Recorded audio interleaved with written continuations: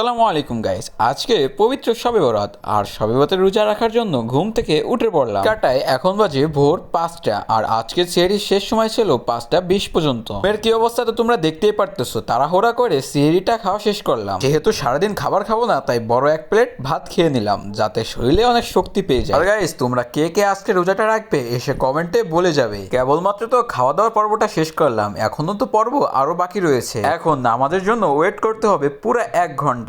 1 ঘন্টার পরে নামাজ পড়ে পরে আবার ঘুমাবো। তো গাইস 1 ঘন্টা ওয়েট করতে করতে আমার তো পুরো অবস্থাই খারাপ, কারণ আমি ঘুমে পুরো পড়েই যাচ্ছিলাম। তো নতুন করে অজু করে দাঁড়িয়ে পড়লাম জায়নামাজে। আল্লাহর কাছে লাখো কোটি শুকরিয়া যে পবিত্র শবে বরাতের রোজাটাও রাখতে পেরেছি এবং ফজরের নামাজটাও টাইম মতো আদায় করতে পেরেছি। ফজরের নামাজ শেষ করতে করতে বেজে গেছে এখন 6টা 20-এর মতো। জানালা দিয়ে বাইরে উঁকি মেরে দেখি বাইরে হালকা আলোচ্ছন্ন হয়ে গিয়েছে। তো গাইস ফাইনালি আমার সব কাজকর্ম এবং সব ইবাদত এবং সেহরি খাওয়া সবকিছুই শেষ।